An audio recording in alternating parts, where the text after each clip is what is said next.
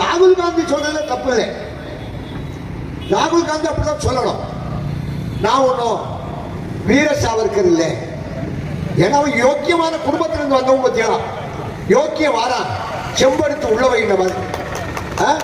அவனும் யோக்கியம் இல்லை, அவன் தலையும் யோக்கியம் இல்லை, அவன் அப்பனும் யோக்கியம் இல்லை, அவன் ஆத்தாலும் யோக்கியம் இல்லை. தலை ராமகிருஷ்ணன் இந்த நாட்டினுடைய முதல் பிரதமராக இருந்த நேருடைய தண்டவாளம் கேவலமா இருக்கு. கேவலம். மவுண்ட் பேட்டன் பொண்டாட்டி கூட அவர் செல்லாம. இங்க அத்தனை பேரும் ஜெயில அடங்கா.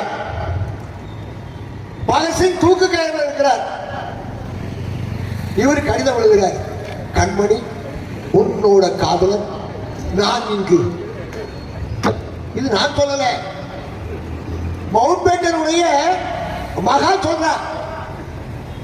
என்னுடைய அம்மாவுக்கு அதிகமான கடிதம் வந்திருக்கிறது. வந்த கடிதங்களிலே அதிகமான கடிதம் காதல் கடிதம்.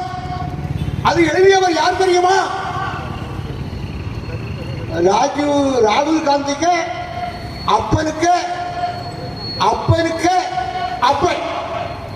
இந்த நாட்டினுடைய முதல் பிரதமர் டூயட் பாடினவன்.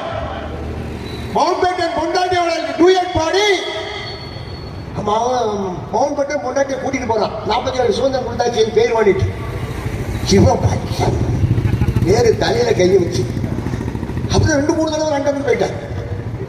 அது வேற மோசமான குடும்பம், அது வேற குடும்பம் தான். அவர் அந்த வம்சத்தில் வந்தவன் சொல்றான், நான் மன்னிப்பு கேட்பதற்கு நான் வீர சாவர்கர் இல்லை.